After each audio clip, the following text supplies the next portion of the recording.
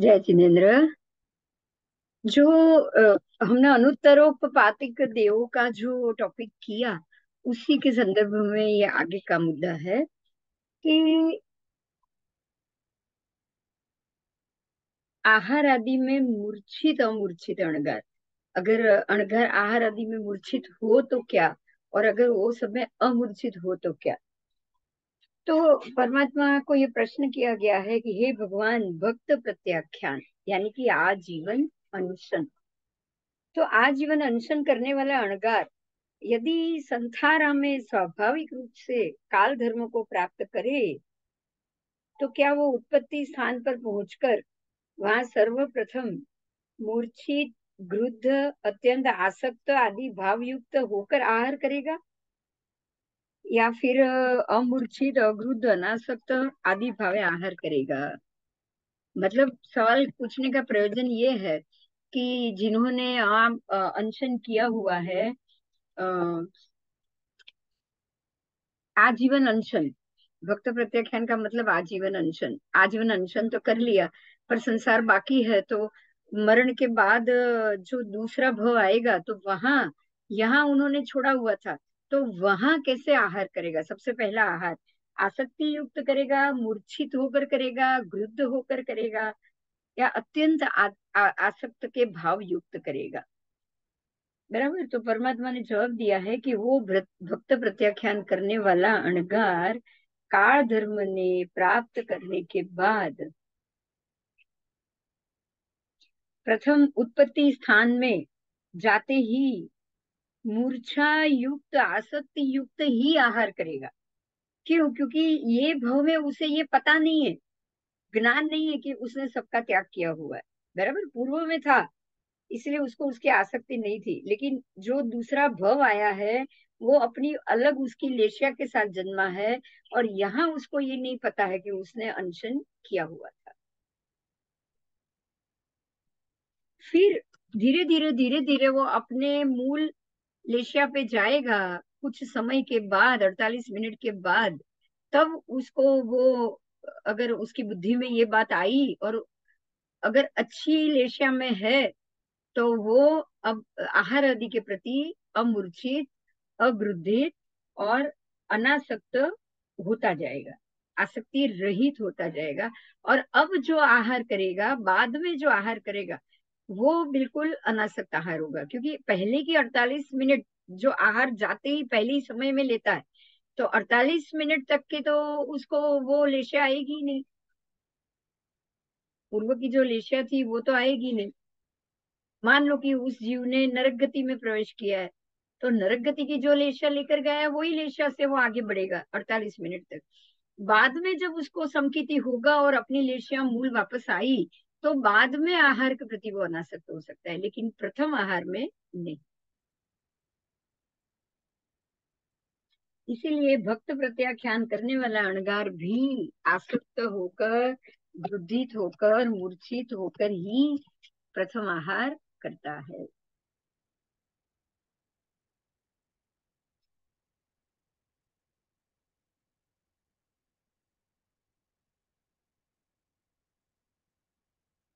उसके बाद जो मुद्दा है वो लव सप्तम। आपको सात लवायु ओछा, ये शब्द पता होगा, पूजा में सब में आता है।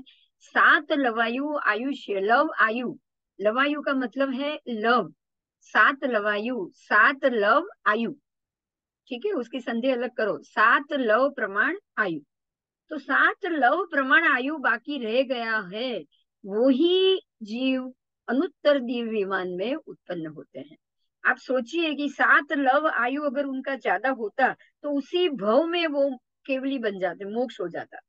लेकिन आप इतना समझ सकते हो कि अनुत्तर विमान में उत्पन्न होने वाला देव 33 सागरोपम का होता है। उनका आयु 33 सागरोपम काल तक अभी उनको वहां रहना है, उसके बाद एक भव लेना है, फिर मोक्ष। अगर सात लव आयु ज्यादा हो जाता, तो वो मोक्ष हो जाते, मगर कर्म बाकी था। कर्म बाकी होने से ही सात लव आयु आयु कम पड़ेगा। देखिए, मरुदेवी माता को कर्म बाकी नहीं थे, तो आयुष्य का बंध खत्म होना और केवल ज्ञान होना दोनों साथ में हुआ। लेकिन कोई ऐसे अणगार जिस प्रकार से उसने क्रिया करी है, समाधि में आ गया है और श्रेणी मान दी, लेकिन अंदर अभी भी एक आयु बाकी है और अभी भी मोक्ष, ये भव चरम भव नहीं है, मोक्ष जाना बाकी है। तो 7 लव प्रमाण आयु कम बाकी रहते ही वो दूसरे भव में चला जाएगा। 7 लव समय, आप ये समझिएगा, लव वो एक समय का माध्यम है, लव एक समय का माध्यम। तो 7 लव बाकी रहेगा, टाइम है ना, 7 लव बाकी रहेगा केवल ज्ञान होने में, ज्ञान का उघाड़ होने में 7 लव बाकी समय, और वो उसकी आयु पूरी हो जाएगी। आयु पूरी हो गई इसलिए ज्ञान अटक गया, केवल ज्ञान अटक गया। तो ये 7 लव समय कितना होता है वो भगवान ने बताया है, उसको पहले समझते हैं। जैसे कोई युवान पुरुष कोई शिल्प कला का ज्ञाता हो, निपुण हो और लड़ने लोग योग्य, पाक लड़ने योग्य पाक पीले पड़ हो गए होंगे, पीली डंडी वाली शाली, व्रीहि, गेहूं, जव, जुआर, चोखा आदि सबको इकट्ठा करके वो मुट्ठी में पकड़े, और मुट्ठी में पकड़ने के बाद ताजी तीक्ष्ण धार वाली छुरी दातरडा से वो छिद्र उसको ऐसे पाक पकड़ा है और उसका लड़ रहा है, वो उसको काट रहा है। तो कि जितनी स्पीड में दातरडा से लड़ो लड़ो आप बोलो और वो काट दे, खाली लड़ो बोलने में 1 सेकंड में वो काट दे, हमारे लिए वो 1 सेकंड, लेकिन उसने वो पाक को काटा, उतने समय को लव कहा जाता है। 7 लव, समझ में आ गया? एक लव ऐसे मुट्ठी में पकड़ा काटा, एक लव, दूसरा पकड़ा काटा, दूसरा लव, ऐसे 7 मुट्ठी जितना धान्य, 7 मुट्ठी जितना धान्य को काटने में उसको जितना समय लगता है उसको 7 लव बोला जाता है। ये प्रमाण हुआ 7 लव का, मतलब मुट्ठी में पकड़ा काट दिया, पकड़ा काट दिया, पकड़ा काट दिया, उसमें 7 लव निकल गए। तो उतना ही समय पूर्व भव का आयु अगर अधिक हो, अगर वो भवायु अधिक हो तो उसी भव में सिद्ध हो जाते। समझ में आया? जो मैंने पहले बताया वो केवल ज्ञान की श्रेणी चढ़ चुके हैं, 7 लव आयु अगर ज्यादा हो तो उसी भव में मोक्ष हो जाता। तो आप समझ सकते हो कि कितने कम कर्म युक्त वाले जीव बाकी होंगे। तो ये जीव 7 लव आयु कम पड़ने के कारण उस भव में मोक्ष नहीं जा सकते हैं, और वो अनुत्तर विमान का आयु बांधकर अनुत्तर विमान वासी बनते हैं। इसलिए उनको लव सप्तम देव कहा जाता है। ये सारे अनुत्तर विमानवासी देवों को लव सप्तम देव कहा जाए। ठीक है, लव सप्तम, सप्तम लव बाकी ऐसे देव। तो अनुत्तर विमान में रहे अनुत्तर वासी, पांचों अनुत्तर विमान वासी, यहाँ उनकी बात की अनुत्तर उपपातिक कहा जाता है, इसलिए उनको अनुत्तर उपपातिक देव कहा जाता है। और अनुत्तर में उपपात हुआ है ऐसे लव सप्तम देव, उसमें से भी जिनके लव सप्तम बाकी रह गया वो ही लव सप्तम, सारे के सारे अनुत्तर वाले लव सप्तम नहीं होते। पर कितना कर्म शेष होने पर अनुत्तर उपातिक देव रूप में उत्पन्न होते हैं, कितना कर्म बाकी रह गया शेष बाकी? तो कहते हैं हे गौतम, श्रवण निग्रंथ 1 छठ द्वारा कर्म की निर्जरा कर दे, मात्र 1 छठ करे और निर्जरा हो जाए, उतने ही कर्म बाकी। 1 छठ द्वारा जितने कर्म की निर्जरा करे कर सके उतने ही कर्म बाकी रह गए, और उसमें वो 33 लाख वर्ष तक वहीं पे रह गए। आप सोच सकते हैं। पर क्या करे, अंदर आयु के पुण्य पड़ा हुआ है, वो बांधे ही छुटका है। वो भव लिए बगैर निकाचित भवों को ऐसे 1 छठ 2 उपवास भी उसको नहीं काट सकता है, ये समझने की बात है। तो इस प्रकार से ये लव सप्तम देव, सर्वार्थ सिद्ध विमान के देवों को ही लव सप्तम कहा जाता है।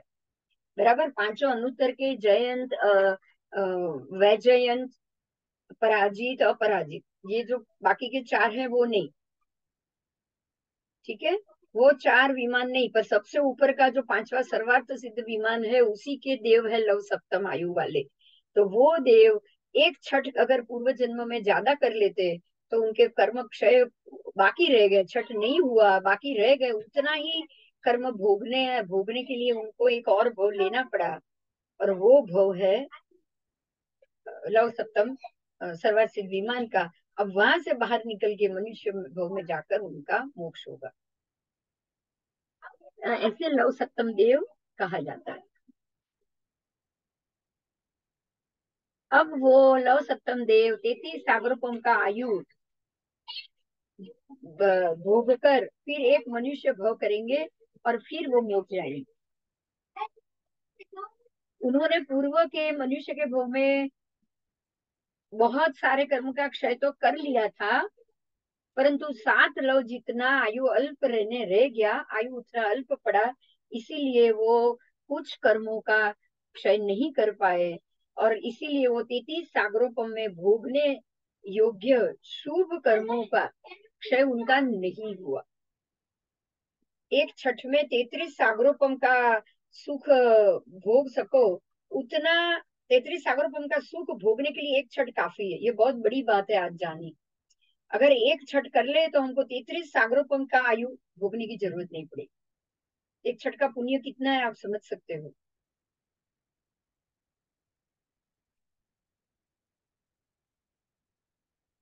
ठीक है, तो इतने 33 सागरोपम में भोग सको, इतने शुभ कर्मांशों का क्षय नहीं हो पाया, क्योंकि उनसे एक छठ बाकी रह गया। इसीलिए वो जीव सर्वार्थ सिद्ध विमान में उत्पन्न हुए, लव सप्तम बनकर उत्पन्न हुए। अनुतरपातिक शब्द सामान्य रूप से पांचों विमान वासी के लिए कहा जाता है, परंतु प्रथम सूत्र में ही लव सप्तम सर्वार्थ सिद्ध विमान वासी देव के लिए कहा गया है। बराबर, तो बाकी के 4 विमान में लव सप्तम नहीं होते हैं, मात्र सर्वार्थ सिद्ध में ही होते हैं। वो देव 31 से लेकर 33 सागरोपम का आयु धारक होते हैं और उत्कृष्ट 13 भव करके मोक्ष जाते हैं। उनमें जो 2 दिन का आयु कम रह गया, एक छठ द्वारा हो सकता था, वो 31 से 33 सागरोपम में भोग सके, उतने शुभ कर्मांशों का क्षय नहीं हुआ, इस कारण से उतना संसार काल बाकी रह गया और वो 4 अनुत्तर विमान में उत्पन्न होते हैं। और 33 सागर से ज्यादा संसार काल बाकी हो, जिनका बाकी हो, 33 सागरोपम ही बाकी होगा तो वो लव सप्तम, लेकिन 33 सागरोपम से भी ज्यादा अगर आयु बाकी होगा तो वो देव नीचे के 4 अनुत्तर में उत्पन्न होंगे और मनुष्य तथा वैमानिक देव के 13 भव करके मोक्ष जाए। अब इसके बाद उनको 13 भव करना बाकी है, मनुष्य का वैमानिक, लेकिन वो नियमा 13 भव, अनुत्तर विमान में गया हुआ जीव नियमा 13 भव से ज्यादा भव नहीं करता, 13 भव में ही उनका मोक्ष हो जाए। ठीक है, वो जगन्य ज्यादा से ज्यादा उत्कृष्ट 13 से ज्यादा भव वो नहीं करते। तो ये आपका था 14वां शतक और उसका 7वां उद्देश्य। अब हम जाएंगे 14वें शतक के 8वें उद्देश्य को, और इसमें नरक पृथ्वी तथा देवलोक के आदि का परस्पर अंतर बताया गया है, शाली वृक्ष आदि के भव बताए गए हैं। तो इसको हम आगे ध्यान से समझेंगे। आओ, पृथ्वी और देवलोक के बीच में कितना अंतर बताया गया है।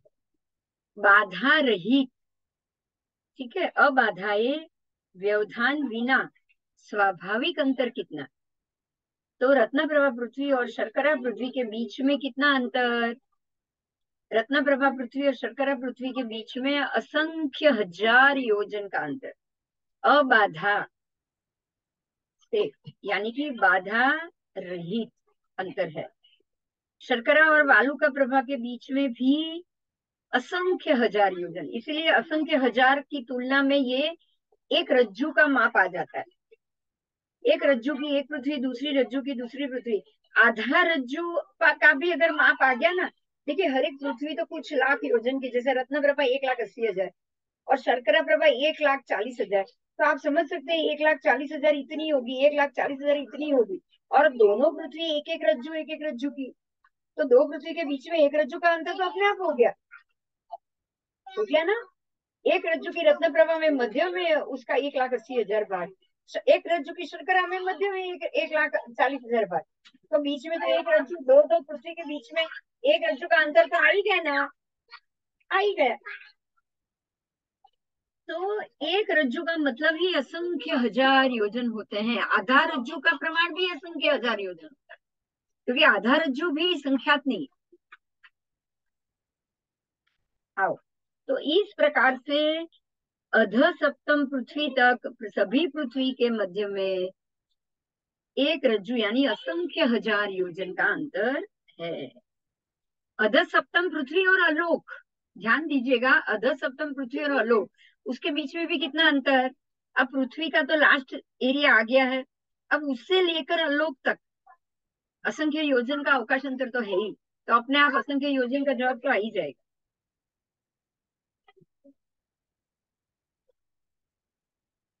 तो बीच में भी असंख्य हजार योजन का स्वाभाविक अंतर है, अबाधा से, स्वाभाविक अंतर अबाधा से असंख्य हजार योजन का अंतर।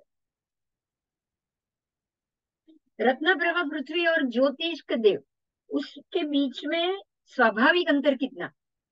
अब देखिए, रत्न प्रभा का ऊपर का पड़ नीचे के पड़ से नहीं देखा जाएगा, रत्न प्रभा का ऊपर का पड़ देखेंगे। तो रत्न प्रभा का ऊपर का पड़ हमारे जो मेरू का 1000 अंदर का नीचे का पड़ है ना, बराबर 1000 नीचे से ही रत्न प्रभा का आकाशखंड शुरू हो जाता है। ક્લાસ ચાલે દાદીનો, બહાર જઈને રમો. શને તમે બંને બહાર જતા રહો. શનય, તમે બે મોટા બહાર જાઓ. जो मेरू पर्वत के नीचे का 1000 योजन है, जमीन के अंदर का भाग, बराबर उसके नीचे से ही रत्न प्रभा का आकाशखंड शुरू हो गया। तो अर्ध रज्जु तक तो रत्न प्रभा का आकाशखंड आ गया। तो ये जो एरिया है यहाँ, तो आपका रत्न प्रभा से अब हमको ये देखना है। देखिए, ये यही चीज अंतिम भरत क्षेत्र को तो 0 योजन आ जाएगा आकाशखंड, रत्न प्रभा का आकाशखंड भरत क्षेत्र के नीचे से, और लवण की शुरुआत का जो पॉइंट है वहां तो नीचे जमीन के नीचे तो कोई है ही नहीं जगह, क्योंकि वैताड़े पर्वत तक 5 योजन ऊंडाई, और भरत के दक्षिण भरत के अंत तक तो जो उसकी जगती जितनी जमीन में ऊंडी होगी उतना ही ऊंडाई है। तो जगती की ऊंडाई से ज्यादा ऊंडाई नहीं है, तो 1 योजन से ज्यादा ऊंडाई नहीं आएगी, क्योंकि जगती ही 8 योजन ऊंची है। तो जगती जितनी ऊंडी होगी उतनी ही ऊंडाई आएगी, बराबर। तो वहां से जो आकाश के ग्रहों का अंतर आएगा, वो ही अंतर जमीन के नीचे रत्न प्रभा के आकाशखंड से माना जाएगा, बराबर। तो रत्न प्रभा से ज्योतिष चक्र का स्वाभाविक अंतर अबाधा सहित, स्वाभाविक अंतर कितना, जैसे भरत क्षेत्र का नीचे के ऊपर से वो 800 योजन ऊंचा हुआ, तो ये भी रत्न प्रभा के आकाशखंड से भी वो 800 योजन ऊंचा हुआ, क्योंकि भरत क्षेत्र से रत्न प्रभा का आकाशखंड बिल्कुल 0 है, शून्य पे, बराबर। क्योंकि जगती तो नीचे ऊंडी है ही नहीं ज्यादा, बिल्कुल थोड़ी है। कोई भी दीवार, कोई भी वॉल, कोई भी पर्वत अपनी ऊंचाई से चौथा भाग ऊंडा होता है, बराबर। मेरू तो 10वां भाग ऊंडा है, वो सीधा है। तो ये जगती भी सीधी है, 10वां भाग जितनी ऊंडी होगी। तो 8 योजन ऊंची जगती मात्र 80 भाग, 0.80 योजन जमीन में ऊंडी होगी, उसके 10वें भाग प्रमाण। तो 1 योजन भी नहीं हुआ, 1 योजन भी नीचे जमीन में ऊंडाई नहीं हुई, बराबर। तो जगती की ऊंडाई छोड़कर आप समझोगे 1 योजन का भी अंतर नहीं है, तो बराबर भरत क्षेत्र की किनारी वो ही रत्न प्रभा का आकाश खंड, और वहीं से ही 800 योजन ऊंचाई पे ज्योतिष चक्र है। तो यहाँ परमात्मा ने भी वही जवाब दिया है, इस रत्न प्रभा पृथ्वी और ज्योतिष देव विमान के बीच में स्वाभाविक अंतर अबाधा अंतर 790 योजन है। 790 से ज्योतिष चक्र शुरू हो गया, और 110 योजन का ज्योतिष चक्र, 800 योजन की ऊंचाई तक ज्योतिष चक्र आ जाए, बराबर। 900 योजन तक, क्योंकि 790 और 110 योजन का ज्योतिष चक्र, तो 790 से ज्योतिष चक्र शुरू हुआ और 110 योजन का ज्योतिष चक्र, तो बराबर 900 योजन पे ज्योतिष चक्र खत्म हो, बराबर। आओ, मुझे लग रहा है आपको समझ में आ गया होगा, क्योंकि वो रत्न प्रभा का आकाश खंड है, उसकी ऊपरी सतह से ही ज्योतिष चक्र का नाप आएगा। ये हमने पहले किया हुआ है। ज्योतिष देव विमान और सौधर्म ईशान देवलोक। देखिए, अब ज्योतिष ज्योतिष के जो विमान है जमीन से, अब रत्न प्रभा के आकाश खंड से वो 800 योजन ऊंचाई पे, 900 योजन ऊंचाई पे ज्योतिष चक्र है।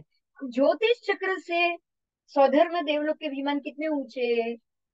ज्योतिष चक्र से सौधर्म विमान ईशान, सौधर्म और ईशान देवलोक के बीच में असंख्यात हजार योजन का अंतर यहाँ लिखा हुआ है। हमने अपने आगमों में इससे पहले ये पढ़ा था कि ज्योतिष चक्र से लेकर ईशान, सौधर्म ईशान देवलोक के बीच में 1.5 रज्जु प्रमाण अंतर है। कितना? 1.5 रज्जु बराबर 1.5 रज्जु प्रमाण अंतर है। वो हमने आगम का पाठ किया हुआ है, वो हमने पहले भी डिस्कस किया हुआ है। आओ, अब सौधर्म ईशान देवलोक और सनत महेंद्र देवलोक, उसके मध्य में भी स्वाभाविक अंतर कितना? असंख्य हजार योजन। तो सौधर्म ईशान और सनत महेंद्र, तीसरे चौथे देवलोक, ये दोनों देवलोक एक एक रज्जु में आ जाएंगे। तो एक रज्जु का मतलब भी तो असंख्य योजन हो गया। सनत महेंद्र और ब्रह्म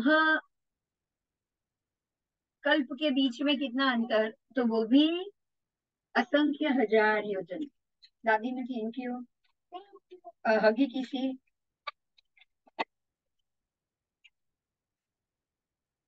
एक दादी,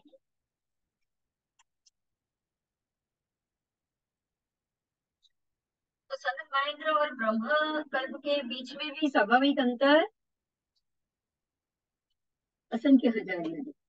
फिर ब्रह्मलोक और लांतक, ब्रह्म और लांतक के बीच में भी कितना स्वाभाविक अंतर? तो भी असंख्य हजार। आपको ये समझना है कि ब्रह्म लांतक एक ही देवलोक, एक ही रज्जु में है, मगर उनके विमान का नाप तो बहुत कम है, बीच का अंतर आधा रज्जु हो जाएगा। तो आधा रज्जु में भी असंख्य हजार योजन, इसलिए यहाँ हर एक का जवाब असंख्य हजार योजन आया हुआ है। लांतक और महाशुक्र कल्प के बीच में भी, फिर महाशुक्र से सहस्त्रार कल्प, सहस्त्रार से आणत प्राणत, आणत प्राणत से आरण अच्युत, आरण अच्युत से लेकर नवग्रहयक, नवग्रहयक से लेकर अनुत्तर विमान, सब में असंख्य हजार योजन का अंतर बोला गया है। मतलब ये सब कम से कम आधा आधा आधा रज्जु के डिस्टेंस में ही सब विमान आए हुए। अनुत्तर विमान और ईशद प्रागभारा पृथ्वी, लास्ट में जो पांचवा विमान है सर्वात सिद्ध, और ईशद प्रागभारा पृथ्वी, वो दोनों के बीच में मात्र 12 योजन का अंतर। 12 योजन मतलब एकदम नजदीक आ गए। असंख्य के प्रमाण के सामने तो वो एकदम नजदीकी हो गए। अब ईश्वर प्रागभारा पृथ्वी और आलोक के बीच में कितना अंतर? तो वो है स्वाभाविक देशों कई न्यून एक योजन। मतलब एक योजन के छठे भाग में सिद्ध गति के जीव आ गए, और उसके ऊपर ही आलोक शुरू, तो आलोक को टच करके है। एक योजन का समझ लो, ये एक योजन का अंतर है। उसके छठे भाग में यहाँ सिद्ध गति के जीव बैठ गए, तो सिद्ध गति का जीव का माथा आलोक से टच हो रहा है, बराबर है। वो उसके छठे भाग में पहुंच गए। एक योजन का छठा भाग 350 धनुष होता है, 2000 धनुष हुआ। एक योजन का छठा भाग 2000 धनुष, एक योजन बराबर 2000 धनुष। आप उसका छठा भाग करो। हवे नहीं, बीजी नहीं, काले, हाँ दवा काले, हाँ हवे नहीं। एक योजन का छठा भाग हुआ, 2000 धनुष का छठा भाग करोगे तो 333 धनुष होंगे, और उत्कृष्ट सिद्ध की अवगाना 333 धनुष। मतलब ये हो गया कि जो छठा भाग 300, ये एक रज्जु है, एक योजन है, एक योजन का छठा भाग यानी कि 333 धनुष समा गया छठे भाग में। तो छठा भाग 333 धनुष ही होता है एक योजन का, और सिद्ध की अवगाना भी 333 से उत्कृष्ट। तो ये आलोक से लेकर 333 धनुष वाला जीव आलोक को टच करके ही सिद्ध भगवान रुके हुए, मतलब आलोक ने उनको रोक दिया, तो सिद्ध भगवान आलोक के द्वारा रुक गए। अगर अगर जितनी जगह ज्यादा और ऊपर होती उतना और ऊपर चले जाते ना। तो अलोक द्वारा रुक गए, रोक दिया गया उनको, क्योंकि अलोक में वो जा नहीं पाएंगे और लोक में रहने का प्रयोजन नहीं, तो लोक को छोड़ दिया। कितना छोड़ दिया है? तो 2000 धनुष में से उन्होंने 333 हम माइनस करेंगे तो आप समझ सकते हैं 1677, 1600 नहीं, 67, 1667 योजन छोड़ के, लोक से 1666 योजन उन्होंने छोड़ दिया, लोक को ही छोड़ दिया। आप समझ सकते हैं, बराबर। धनुष 1667 धनुष उन्होंने छोड़ दिया और 333 धनुष में वो रुक गए। ठीक है।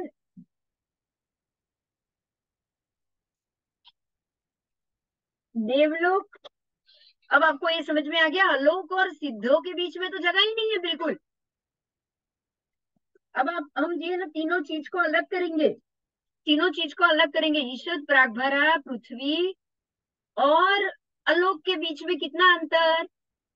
ईशद प्रागभारा पृथ्वी और अलोक के बीच में 1667 धनुष का अंतर पड़ गया, मतलब अलोक अलग अलग हो गया है। लोक में ही ईशद प्रागभारा पृथ्वी है, उससे 1667 धनुष छोड़ के तो लोक यहाँ खत्म हो चुका है। समझ में आया? उतना भाग लोक का आएगा और ऊपर के जो 333 भाग है जो सिद्ध गति है, सिद्ध के जीव हैं, वो लोक को छोड़कर बाहर निकल गए। ईशद प्रागभारा पृथ्वी पे ही हमारा लोक खत्म हो गया। उसके बाद 1667 जितना धनुष, जितना लोक से बाहर निकल के वो एरिया अलोक शुरू होता है, पर वहां पर सिद्धगति के जीव बैठ गए और सिद्धगति के जीव से लेकर 333 धनुष के बाद अलोक शुरू होता है। तो ये ईश्वर प्रागभरा पृथ्वी, उसके बाद सिद्ध के जीव और उसके बाद अलोक, इनका अंतर यहाँ पूरा हुआ।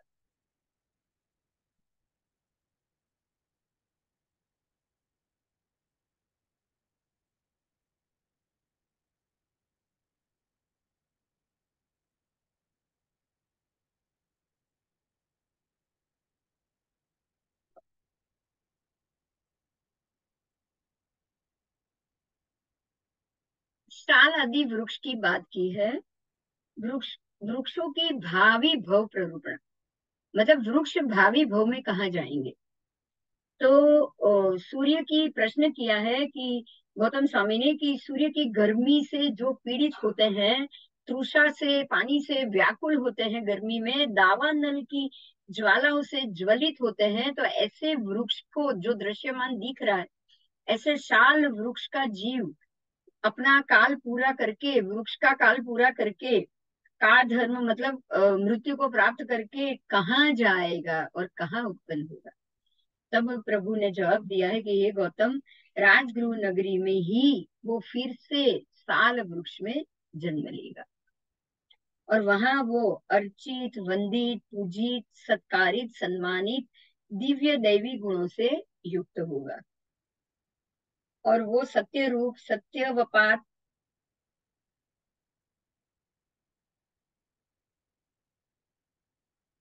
सत्य रूप और सत्यवपात, यानी कि उसकी सेवा सफल होगी। सन्निहित प्रातिहार्य, पूर्व भव संबंधी देव उनके समीप में रहेंगे। सन्निहित प्रातिहार्य, जो पूर्व भव संबंधी देव थे वो उनके पास रहेंगे और उनका चबूतरा गोबर माटी आदि से वो लीपा जाएगा और जल से सिंचित होगा और वो वृक्ष पूजनीय होगा। मतलब ये वृक्ष का जीव वहां जब जाएगा तब इस प्रकार से पूजनीय होगा। अब वहां जाकर वो कहाँ जाएगा?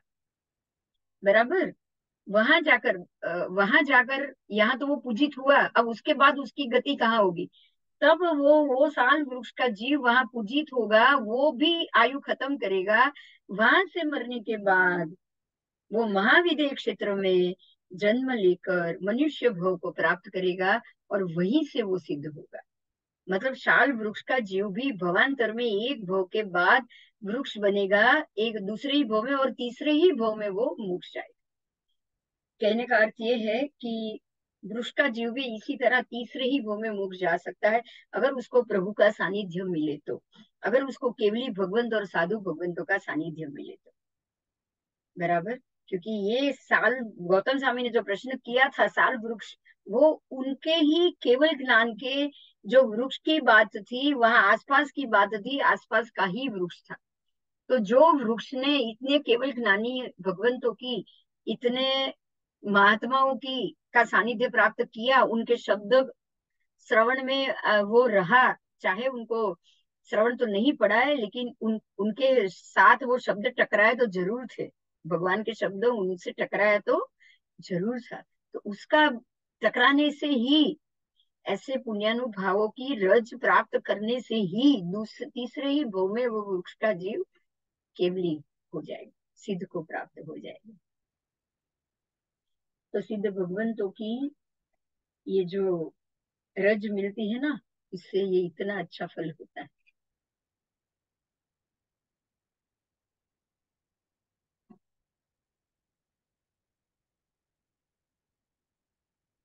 अब शाखा की बात करी, जो वो वृक्ष की बात थी, उसके शाखा का प्रश्न पूछा कि ये वृक्ष का जीव तो तीसरे भव में मोक्ष हो जाएगा, मगर उसकी शाखा का जीव जो है वो कहाँ जाएगा? तो परमात्मा कहते हैं कि ये शाखा का जीव जम्बू द्वीप में, भरत क्षेत्र में, विंध्याचल पर्वत की तलेटी में, महेश्वरी नगरी में शाल्मली वृक्ष के रूप में वो जन्म लेगा। यहाँ से निकल के वो शाल्मली वृक्ष के रूप में जन्म लेगा, और वहां वो अर्चित वंदित पूजित होगा। वहां भी उनका चबूतरा बनेगा, जलादि सिंचन होगा, और वहां से वो पूजनीय होगा। और वो शाल्मली वृक्ष होने के बाद, उसके बाद के भव में वो शाखा का जीव, उसके बाद में ही वो शाल वृक्ष की तरह मोक्ष को प्राप्त होगा। मतलब ये हो गया कि जो वृक्ष जिसने परमात्मा का सानिध्य प्राप्त किया, वो भी तीसरे भव में केवली सिद्ध बनेगा, और उसकी जो शाखा थी, जिन्होंने परमात्मा का स्पर्श, परमात्मा का सानिध्य प्राप्त किया, वो भी तीसरे भव में मोक्ष हो जाएगी उसका भी। अब वो जो वृक्ष था, उसके उम्बर,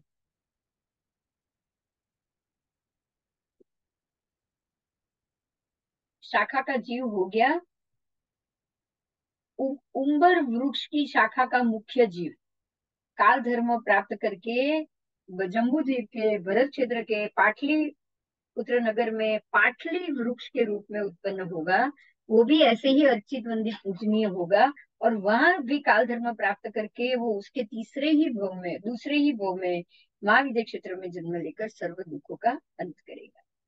तो इस प्रकार से शाल वृक्ष, उसकी शाखा, उदम्बर वृक्ष और उसकी शाखा, उसके जीवों, उसके जीव कहाँ जाएंगे? वो गौतम स्वामी के प्रश्न थे कि ये जीव यहाँ आपका सानिध्य, केवली भगवंतों का सानिध्य, समवसरण का सानिध्य प्राप्त कर रहा है, तो वो अपने, उनकी गति क्या होगी, वृक्ष की भी गति क्या होगी, वो प्रश्न उन्होंने पूछा, और उसके परमात्मा ने उनको जवाब दी। तो इस प्रकार से केवल ज्ञानी और ज्ञानी भगवंतों की चरण रज वो स्पर्शित जब मिलती है, तब वही जीव दूसरे तीसरे भव में ही, तीसरे ही भव में अपने आप को जन्म जरा से मुक्त कर लेता है।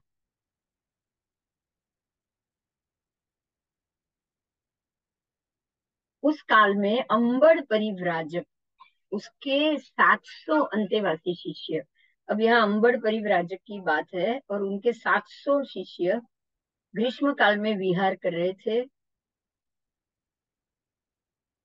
तब परस्पर, और वो आराधक आराधक बने थे, और परस्पर अनेक मनुष्य इस प्रकार से बात कर रहे थे कि ये अंबर परिव्राजक कंपिलपुर नगरी में 100 घरों में भोजन करते थे।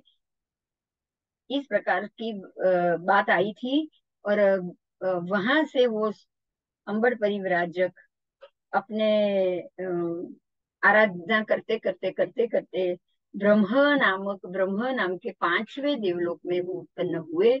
और वहां महर्द्विक देव वहां पर देव बनेंगे। और वो अपना देवायु पूर्ण करके दृढ़ प्रतिज्ञ कुमार होकर, वहां से चवित होकर दृढ़ प्रतिज्ञ कुमार बनकर सर्व दुखों का अंत करेंगे। ऐसा परमात्मा ने अम्बर परिव्राजक का आने वाला आगामी भव भी बताया।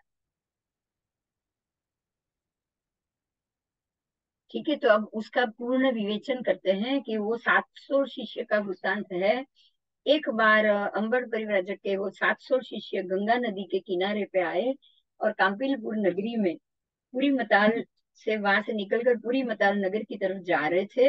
एक अटवी में उन्होंने प्रवेश किया। साथ में लिया हुआ पानी समाप्त हो गया था। तृषा से सब व्याकुल बन चुके थे। तो गंगा नदी में जो निर्मल जल बह रहा था वो अदत्त बिना पूछे वो ग्रहण नहीं कर सकते थे। जल का वो ना उनको कोई दाता नहीं मिला। गंगा नदी के जल पूछ कर लेना चाहिए, मगर कोई दाता नहीं मिले। तो ऐसे अत्यंत कटोकटी भरी स्थिति में उनके प्राण संकट में आ गए। और वो 700 शिष्यों ने अरियंत भगवत को नमस्कार करते हुए जावत जीव संथारा ग्रहण किया। और काल धर्म को प्राप्त करके वो सर्व जीव वो 700 के 700 शिष्य ब्रह्म लोक में उत्पन्न हो गए। तो इस प्रकार से गंगा नदी का जल बिना पूछे नहीं लेना चाहिए, इस नियम से उन्होंने संथारा किया और जल नहीं लिया। और 700 के 700 वहां मरने के बाद आराधना करते करते संथारा भावपूर्वक मृत्यु को भी प्राप्त हो गए। और सब ब्रह्म देवलोक में एक साथ पांचवें ब्रह्म देवलोक में देव के रूप में उत्पन्न हुए।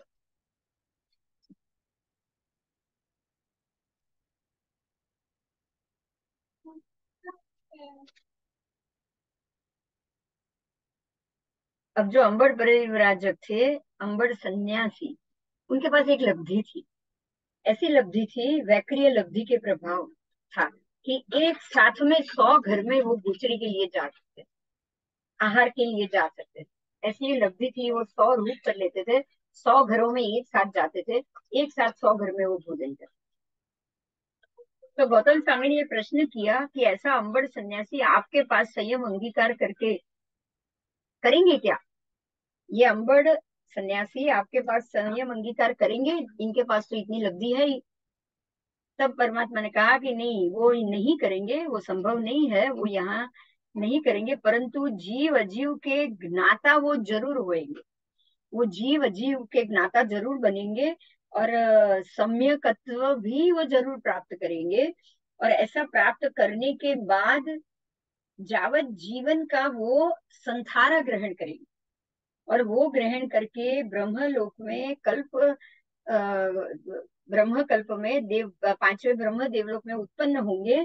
और वहां से अपना आयु पूर्ण करके वो महाविदय क्षेत्र में दृढ़ प्रतिज्ञ नाम के कुमार के रूप में जन्म लेंगे। और वो कुमार फिर महारुद्धिवान बनेंगे, चारित्र लेगा, चारित्र का पूर्ण से पालन करेगा। और पालन करने के बाद अनशन करके वो वहां से सिद्ध बुद्ध और मुक्त होकर सिद्ध गति को प्राप्त होगा। बराबर, वो अंबर शाह आज वो परिव्राजक सन्यासी है।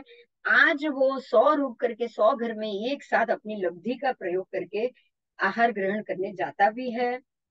पर वो जीव अजीव का जब भी वो ज्ञाता बनेगा, सम्यक दर्शन आएगा, तब वो तीसरे ही भव में वो आज से मोक्ष प्राप्त करेंगे। ये परमात्मा का वचन था और उन्होंने ऐसा ही किया।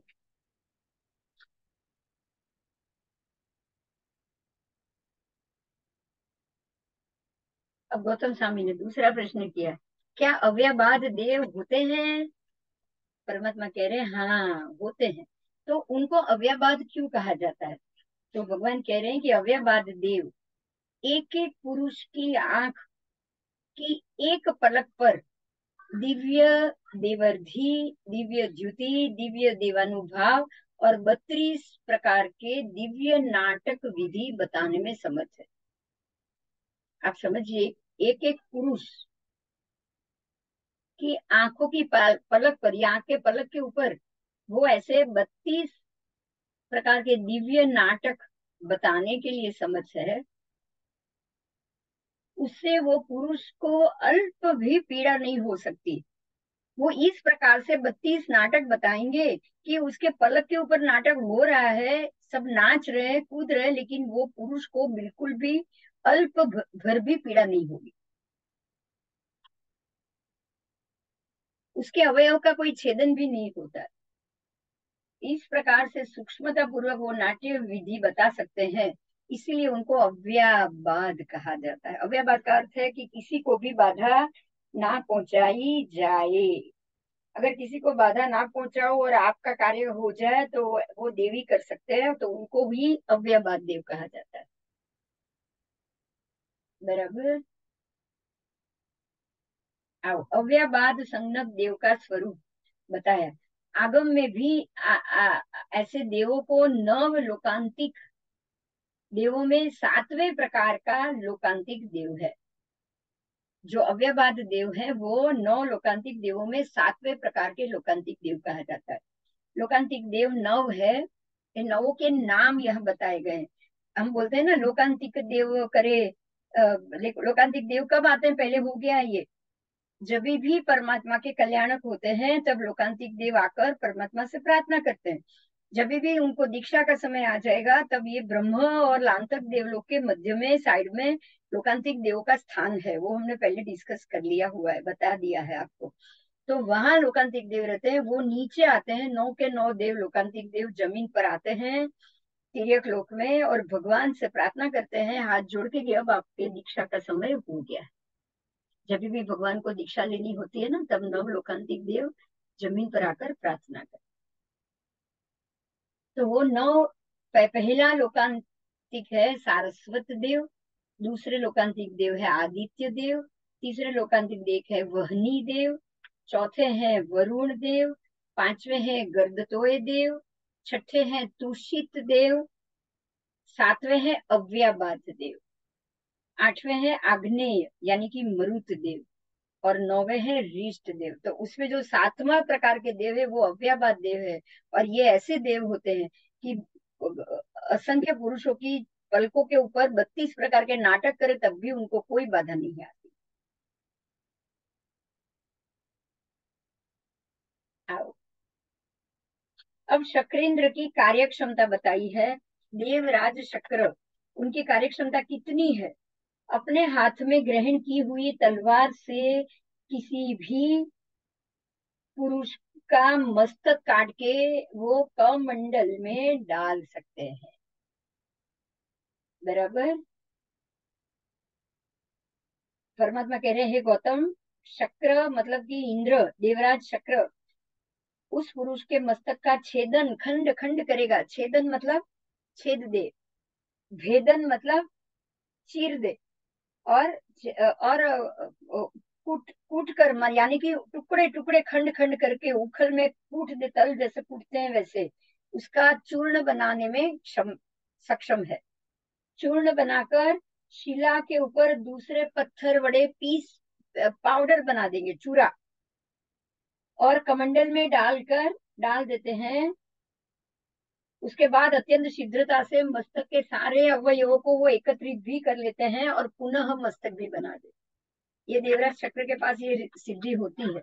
इस प्रक्रिया में पुरुष के मस्तक का छेदन करने के बावजूद, वो छेदन कर दिया, भेदन कर दिया, चूरा कर दिया, उसको खंडनी से खांड दिया, पाउडर बना दिया, लेकिन फिर भी वापस मस्तक बना दिया, लेकिन फिर भी उस पुरुष को किंचित भी पीड़ा नहीं हो सकती। बराबर। इतना होने के बावजूद भी सूक्ष्मता पूर्वक सारी क्रिया करके वो कमंडल में डाल के वापस मस्तक बना के पुरुष के माथे पे लगा भी देते, उसको कोई पीड़ा नहीं हो। अब देवराज चक्र ये कर सकते हैं, तो जो हम ये जो जानते हैं लोग लौकिक में कि भाई जो गणपति का मस्तक छेदन हो गया, गणेश का, और उसके मस्तक पे हाथी का मस्तक लगा दिया गया, तो कोई गलती नहीं है उसमें, क्योंकि वो भी तो देव ही है। शंकर जी देव ही थे ना, और देव तो ये कर सकते हैं। किसी का मस्तक काट भी सकते हैं और वापस उसी को दूसरा मस्तक भी लाकर उसको लगा भी सकते हैं। जिसका काटा गया और उसको दूसरा लगा दिया गया उसको कोई पीड़ा नहीं होने देते।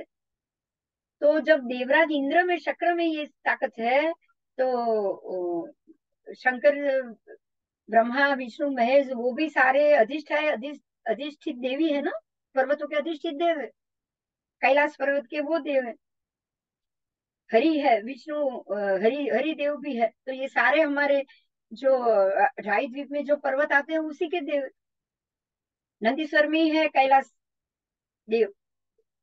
तो ये जो हमारे जो स्वयं रमण समुद्र तक जितने भी द्वीप समुद्र हैं वहां के पर्वतों के अधिष्ठायक देवी तो है ये सब। तो उनके पास भी एक क्षमता तो होगी ही होगी। तो इसमें कोई आश्चर्य नहीं।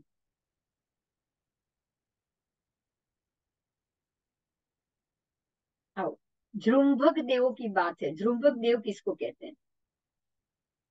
तो जो देव सदा प्रमोदी है, अत्यंत क्रीड़ाशील, मजाक मस्ती, खाओ पियो मजा करो, हंसते रहो, मजा करो, विदूषक की तरह क्रिया करो, सब लोगों को हंसाते रहो, अत्यंत क्रीड़ाशील, कंदर्प में रथ, मैथुन सेवन का स्वभाव, मैथुन में ही रथ, स्त्री का भोग करो, ये करो, मजा करो, मौज मजा करो,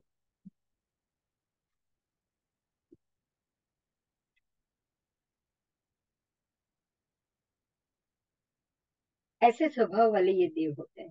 और जिस पुरुष को ये देव गुस्सा करके देखते हैं, कुपित होकर देखते हैं, उस पुरुष को वो महान अपयश और दुख देते हैं। अगर किसी पुरुष के ऊपर उनको गुस्सा आ गया तो उनको महान दुख प्राप्त कराते हैं। और जिस पुरुष को वो देव प्रसन्न होके देखते हैं उनको वो महान सुख देते हैं। तो ये बिल्कुल कामदेव जैसे देव हुए कि नहीं, जृंभक देव। कामदेव क्या करते हैं देखो, काम में ही मस्त रहते हैं, खाओ पियो मजा राग, और जिसके प्रति प्रसन्न उसको बिल्कुल आनंद प्रमोद और काम करा देंगे। और जिसके प्रति वो विमुख हो गए, कुपित हो गए, उसको काम, क्रीड़ा और मोह, जो वैभव सुख विलास और वासना सब सबसे रंजित कर देंगे वो, उन सबसे वो हटा देंगे। तो ये तिर्यक जृंभक देव जो होते हैं ना वो भी ऐसे ही कामदेव जैसे ही हो गए। तो आप समझ सकते हो कि लौकिक और ये लोकोत्तर में जो देवों के नाम है उसमें उनके कार्य में, नाम में ही फर्क है, कार्य में कोई ज्यादा फर्क नहीं। हम कहेंगे हम कामदेव को मानते ही नहीं, अरे हम जृंभक देव को तो मानते ही है, हम कैसे कामदेव को नहीं मानेंगे? आप सोच सकते हो, सोचो थोड़ा। आप कहोगे कि हम ये कैलाशपति को मानते ही नहीं है, अरे कैलाश पर्वत ही हमारा नंदीश्वर द्वीप का है और कैलाशपति देव ही वहां के अधिष्ठायक देव है। तो हम नंदीश्वर देव को तो मानते हैं, तो उसके ही एक अधिष्ठायक देव को हम कैसे नहीं मानते? ऐसे ही हरिदेव है। हम कह रहे हैं हम विष्णु को मानते ही नहीं, आप हरिदेव को तो मान रहे हो। तो जो नाम में फर्क है उस कारण से हम कह रहे हैं ये मिथ्यात्व है, ऐसा नहीं है। ऐसा नहीं। आप चाहे नंदीश्वर द्वीप के अधिष्ठायक देवों को भी मानना शुरू कर लो, उनके सरेंडर हो जाओ, तो भी मिथ्यात्व है, क्योंकि उससे आपको मोक्ष नहीं होने वाला। परमात्मा को मानने से मोक्ष होगा। संसार का कषायों को कैसे नाश करना है वो रास्ता ढूंढने से मोक्ष होगा। बराबर।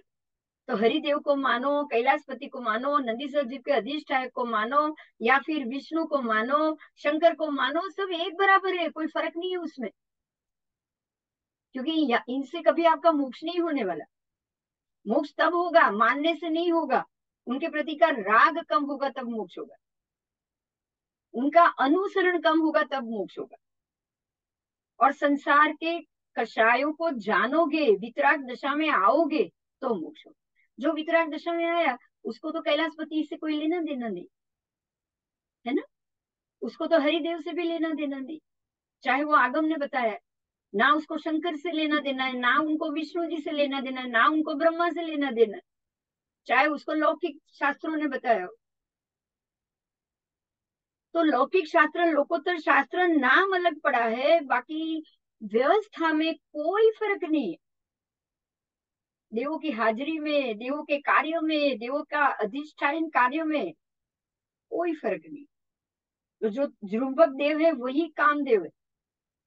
जो हमने आगे चक्रेंद्र जैसे देव जो किसी का मस्तक तोड़ दे, चूरा कर दे, उसको वापस नया बना दे और किसी और का भी लगा दे, तो भी फिर गणपति जी हो, कोई फर्क नहीं।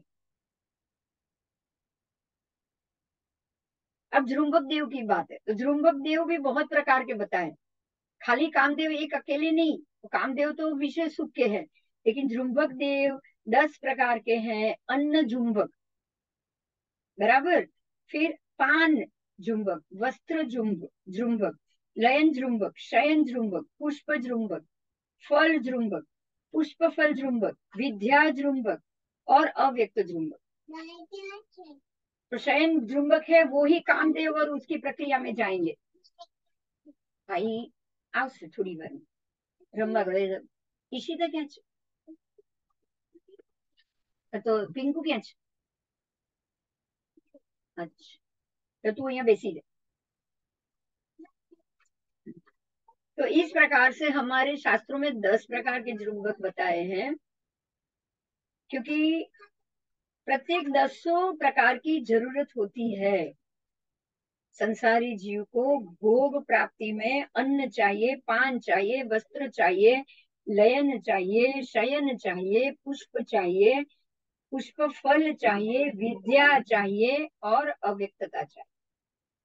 तो ये सब चीज भोग के लिए चाहिए, इसलिए सारा भोग देने वाले देव है वो है जृंभक देव। जा आवे शने भाई आए। तो जृंभक देव की स्थिति कितने काल की है? सारी एक पल्योपम की, मतलब सर्व देवों का एक पल्योपम का ही लगभग लगभग उनका स्थिति काल होता है। फिर वो चाहे हरिदेव हो, कैलाशपति देव हो, कोई भी हो, एक पल्योपम जितना ही उन सबका कर्म काल, आयु काल रहता है। आओ, जृंभक देव अपनी मर्जी अनुसार प्रवृत्ति करते हैं, सतत क्रीड़ा में रत होते हैं। ऐसे तिरछा लोकवासी व्यंतर देव को भी जृंभक देव कहा जाता है। तिरछा लोक में जो रहते हैं ना व्यंतर, वो भी जृंभक है। उत्तर वैक्रिय से शाप आदि अनुग्रह, शाप ग्रहण करने में भी समर्थ, शाप देने में समर्थ, अनुग्रह करने में भी समर्थ। और जो मनुष्य के ऊपर वो प्रसन्न हो गए उनको धन संपत्ति आदि से वो सुखी कर देंगे, और जिनके ऊपर वो कुपित हुए उनके ऊपर अनेक प्रकार की हानि करेंगे। तो ये सारे जो हम देखते हैं ना, व्यंतर देवों का ही किया हुआ होता है। फिर किसी के अंदर माता जी आए, किसी के अंदर पिताजी आए, किसी के अंदर देव प्रवेश करे, किसी के अंदर रातों रात उनको जो पेटियां मिलती रहे, अपने बच्चों को वो अन्न धन सब देते रहे। तो अन्न जृंभक, वस्त्र जृंभक, आपको पता होगा शालिभद्र के पिता, वो ऐसे ही जृंभक देव थे जो उनको सब चीज पहुंचाए करते थे।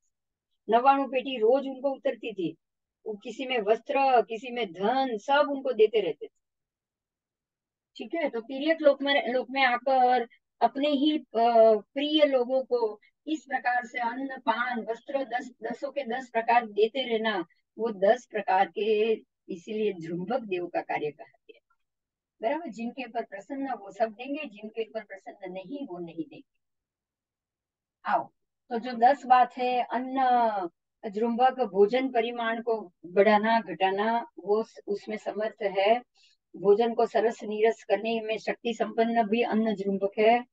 फिर पान जुम्बक में पानी की मात्रा को बढ़ाना घटाना, वस्त्र जुम्बक में वस्त्र की मात्रा को बढ़ाना घटाना, लयन जुम्बक को घर आदि मकान आदि का बढ़ाना घटाना। फिर शयन जुम्बक में शैया आदि की रक्षा करना, शैया आदि की अनुकूलता प्राप्त कर देना। उसके बाद पुष्प जुम्बक तो फूलों की रक्षा करना, फल जुम्बक तो फलों की रक्षा करना। फिर पुष्प फल जुम्बक, पुष्प और फल दोनों की रक्षा करने वाले देव। विद्या जुम्बक तो विद्या की रक्षा करने वाले देव। तो इस प्रकार से विद्या की रक्षा में मंत्र विद्या भी आ जाएगी, तंत्र विद्या भी आ जाती है।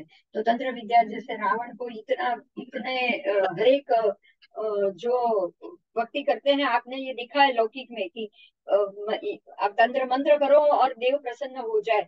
ब्रह्मा जी, विष्णु जी और शंकर जी तो प्रसन्न होते ही रहते हैं, होते ही रहते हैं, आपने देखा होगा। और हर एक को जो जिसने उनके पाठ किए उनको प्रसन्न होकर वरदान दे दिया, किसी को लक्ष्मी दे दी, किसी को शक्तियां दे दी, पर किसी को भी आयु नहीं दे पाए, किसी को भी वो अमर नहीं बना पाए। तो ये सारे जुम्बक देवों के और अपने अपने शक्रेंद्र इंद्र जैसे अधिपति या पर्वतों के अधिपति, वो भी जुम्बक देव हो गए। ठीक है, तो ये व्यंतर देव, वाण व्यंतर देव में ही उनकी गणना होती है।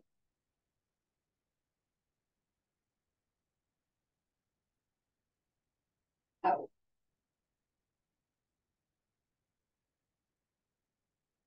तो पदार्थों की रक्षा करने वाले और अधिपति जुम्बक, उनको पर्वतों की रक्षा और पर्वतों के अधिपति को भी जुम्बक देव ही कहा जाएगा।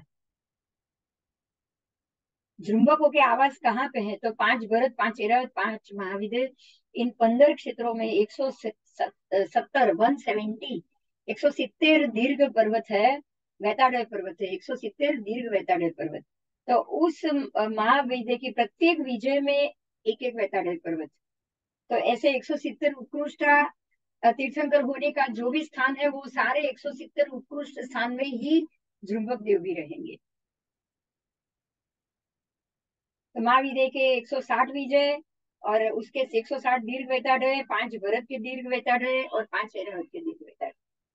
तो कुल मिला के 170 दीर्घ वैताड़य। तो वो वैताड़य पर्वत में उनका उनका आवास है। देव कुरुक्षेत्र में सीतोदा नदी के दोनों किनारे में चित्रकूट और विचित्रकूट ऐसे 2 कूट है। उत्तर कुरु में भी सीता नदी के दोनों किनारे पर यमक पर्वत और समक पर्वत ऐसे 2 पर्वत, यमक समक पर्वत है। और सीता नदी संबंधी 5 नीलवा नदी, 5 द्रोह है। प्रत्येक द्रोह के पूर्व और पश्चिम ऐसे 2 किनारे पे 10-10 कांचनक पर्वत है। उत्तर कुरु में भी 100 कांचनक पर्वत है। ऐसे ही देव कुरु में भी सीतोदा नदी संबंधी निषद आदि 5 द्रोह और दोनों तट पे 10-10, तो कुल मिला के 100 कांचन पर्वत वहां के भी हो गए। तो इस प्रकार से 200 कांचन पर्वत हो गए।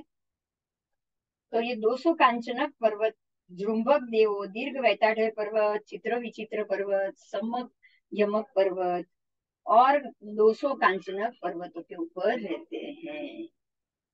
ठीक है, और एक पलयुगम की उनकी स्थिति होती। तो आज हमने ये एक पलयुगम आयु वाले सभी झुंबक देवों और और प्रभु वीर और गौतम स्वामी के बीच का जन्मों जन्म का संबंध जाना। बहुत अच्छे से आज बहुत अच्छा लगा। लव सप्तम आयु वाले भी, लव सप्तम देव के मामले में भी जाना। तो आज बहुत कुछ जानने को मिला है। अब मैं रजा ले रही हूँ, कल मिलेंगे फिर से। जय जिनेन्द्र। जय जिनेन्द्र।